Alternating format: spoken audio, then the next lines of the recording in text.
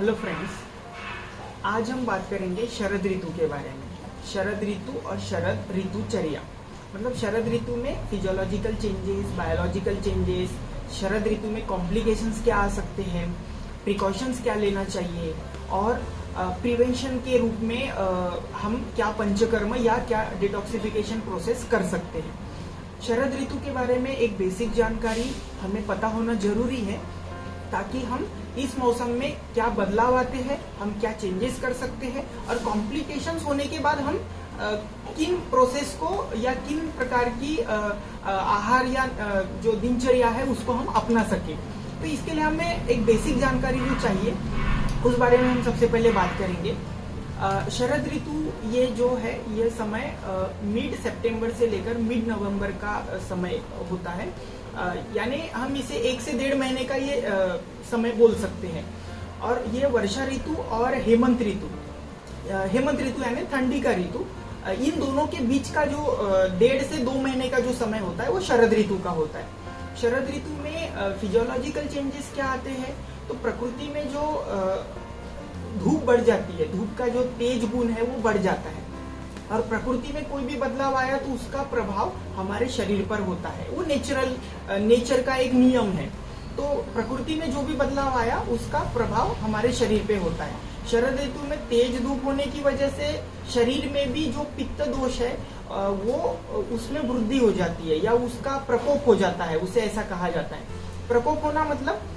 जो वर्षा ऋतु में जो पित्त पेट में जमा हुआ था वो धीरे धीरे शरीर में फैलने लगता है। तो उसे अगर से नहीं निकाला जाएगा तो वो शरीर में कॉम्प्लिकेशंस करेगा और अलग अलग प्रकार के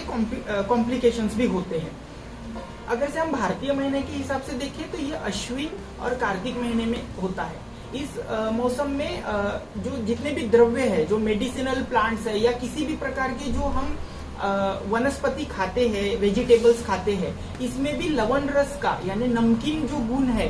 क्षार जो गुण है वो बढ़ जाता है और ये बढ़ने की वजह से ऑब्वियसली हमारे शरीर में पित्त दोष का प्रादुर्भाव होने लगेगा। प्रादुर्भाव मतलब वो बढ़ जाएगा, प्रकोप हो जाएगा, जिससे कि कॉम्प्लिकेशंस जैसे कि पेट में जलन, एसिडिटी, अम्ल पित्त जिसे कहते हैं, उसके बाद कभी कभी नाक से ब्लड जाना, गुदमार्ग से ब्लड जाना, बीपी बढ़ जाना, पैरालिसिस जैसे कंडीशंस होना, पाइल्स या फिर बवासीर जैसे कंडीशंस निर्माण होना, या हाथ के और पैरों के तलवों में जलन होना, हाथ पैरों में चींटियां आना, इस तरीके के जो कॉम्प्लिकेशंस है वो बढ़ जाते हैं। और पित्त दोष जब नॉर्मल रहे, जब वो प्राकृत रहे, तब हमारे शरीर में वो पाचन का काम करता है और साल भर जो हमें पाचन से रिलेटेड जो तकलीफ होती है वो इस ऋतु में बढ़ जाती है अगर से हमने सही तरीके से खान पान पे ध्यान नहीं दिया तो। और इसमें कॉम्प्लिकेशंस को दूर करने के लिए हम क्या प्रिकॉशंस ले सकते हैं, तो प्रिकॉशंस में हमें सबसे पहले तो जो चटपटे, स्पाइसी, ऑयली चीजें या जो मसालेदार चीज है, अंडे मच्छी है, जो जिनका जो गुण है जो गर्म होता है, ऐसे उष्ण और तीक्ष्ण गुण वाले जितने भी पदार्थ है, चटनी, मसालेदार चीजें, ठेचा या फिर तली हुई चीजें जो पित्त को बढ़ा देते हैं, ऐसी चीजों को हमें अवॉइड करना है ताकि हम अपने स्वास्थ्य की रक्षा कर सके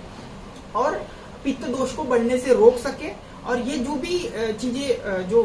शरीर में जो कॉम्प्लिकेशंस या जो लक्षण निर्माण हो रहे हैं उससे हम अपने शरीर को बचा सके। अगर से ये कॉम्प्लिकेशन शरीर में निर्माण हो जाए तो फिर हम क्या कर सकते हैं, तो इसमें आयुर्वेद ने पंचकर्म का विधान बताया है, जिसमें रक्तमोक्षण और विरेचन ऐसे 2 पंचकर्म बताए हैं। रक्तमोक्षण मतलब जो पेट की जो गर्मी या पेट की जो उष्णता, पेट का जो पित्त जो ब्लड में चला गया है, जो रक्त में चला गया है, तो जब वो उन दोषों को जब हम रक्त के माध्यम से निकालते हैं तो उसे रक्तमोक्षण कहा जाता है। और जब उसी दोषों को हम प्राकृत अवस्था में या विकृत अवस्था में, प्राकृत अवस्था में मतलब जब हम स्वस्थ है फिर भी हमने इस ऋतु में वो पंचकर्म कर लिया तो उसे प्राकृत अवस्था कहा जाता है।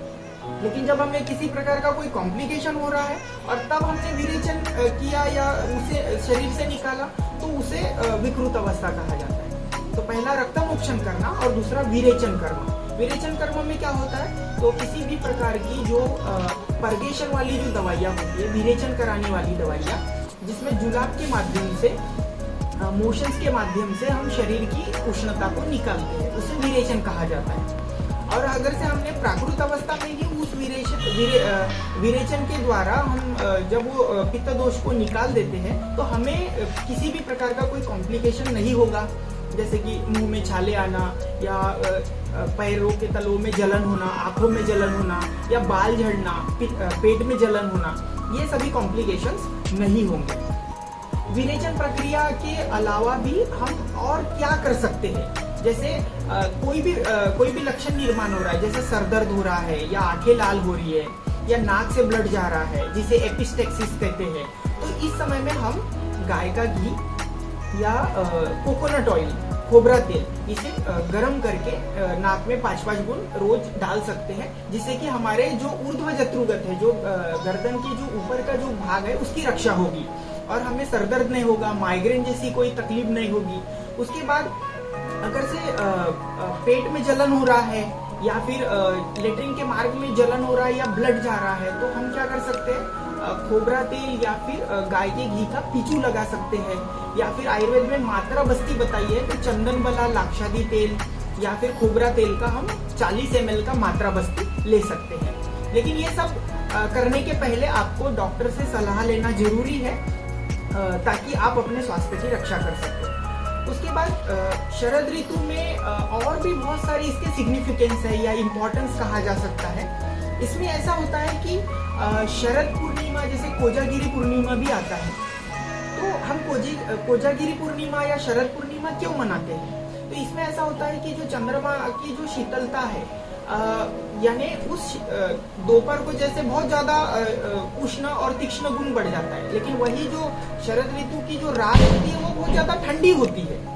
और इसमें ओस गिरता है, तो हमें ओस से तो बचना है। लेकिन उस समय में जैसे कोजागिरी पूर्णिमा में क्या होता है कि हम खीर बनाते हैं या फिर जो दूध से बनी जो ड्राई फ्रूट्स वगैरह डालकर एक खीर जैसा कुछ बनाते हैं, जिससे कि क्या होता है, जो शीत गुण है वो उस पदार्थ में आ जाता है और हम खाने के बाद हमारे शरीर में शीत गुण बढ़ जाता है, जिससे कि पित्त का शमन होता है, पित्त सप्रेस हो जाता है और वो चीज बढ़ती नहीं, पित्त दोष बढ़ता है, जिससे कि हमें तकलीफ नहीं होती। इसलिए कोजागिरी पूर्णिमा का भी बहुत महत्व बताया गया है शरद ऋतु में। शरद ऋतु में हमें किन चीजों का ध्यान देना चाहिए, तो हमें या किस प्रकार का आहार लेना चाहिए, तो उसमें जैसे हमको हल्के आहार या फिर जो तिक्त रस होते हैं, जो कड़वे रस वाले जो द्रव्य होते हैं, उनसे बने घी यानी उनसे सिद्ध जो घी होते हैं, ऐसे घी का सेवन करना चाहिए, ताकि हमारे जो पेट का जो पित्त है वो सप्रेस हो जाए और वो पित्त शरीर में फैलकर हमें तकलीफ ना दे। जैसे आयुर्वेद में रक्त पित्त जैसी व्याधियां बताई है। रक्त पित्त मतलब हम आज के मॉडर्न जो एज है उसमें ये बोल सकते हैं उसको कि बीपी बढ़ जाना या पैरालिसिस होना। तो जब हम ये रोज 1-1 चम्मच घी लेंगे तिक्त रस वाला, तो हमें किसी भी प्रकार का कॉम्प्लिकेशन नहीं होगा और बाद में जब हमने विरेचन कर लिया तो हमारे शरीर का जो भी दोष है वो नॉर्मल रहेगा। साल भर हमें पचन प्रकार हमारा नॉर्मल रहेगा और हमें किसी भी प्रकार के कॉम्प्लिकेशंस नहीं होंगे, जैसे बार बार मोशंस होना या कॉन्स्टिपेशन होना, ये जो हमें साल भर जो तकलीफें होते रहती है, तो ये शरद ऋतु में विरेचन करने से वो जो साल भर की तकलीफ है वो हमें बार बार नहीं होगी। और हमारा सबसे मेन काम पित्त दोष का क्या होता है कि शरीर में खाने को पचाना, खाने को परिवर्तन करना और अच्छे दोष बनाना, अच्छे धातु बनाना। तो एक बार हमारा पाचन प्रकार सुधर गया तो हमारा को साल भर किसी भी प्रकार का कोई भी पित्त से रिलेटेड जैसे गेस्ट्राइटिस या पेनक्रिएटाइटिस या किसी भी प्रकार का जो जैसे IBS होता है, इरिटेबल बाउल सिंड्रोम या ग्रहणी जैसी व्याधियां नहीं होगी। तो ये हमने शरद ऋतु में इन सब चीजों का ध्यान रखना है। बायोलॉजिकल चेंजेस, फिजियोलॉजिकल चेंजेस जैसे मैंने बताया कि पित्त जो दोष है वो शरीर में बढ़ जाता है बाहर में बदलाव आने की वजह से, प्रकृति में बदलाव आने की वजह से। तो इस तरीके का ये पूरा जो ऋतुचर्या है ये हमें अच्छे से फॉलो करना है और अपने स्वास्थ्य की रक्षा करना है। और किसी भी प्रकार के रोग या किसी भी प्रकार के लक्षण निर्माण होने पर आयुर्वेदिक डॉक्टर से सलाह लेना है और विरेचन और रक्तमोक्षण ये 2 प्रकार के जो पंचकर्म बताए हैं उसे अच्छे से फॉलो करना है, और जो भी चीजें बताई है, जो नहीं खाना है, पथ्य का पालन करना है, वो अच्छे से पालन करना है। तो धन्यवाद।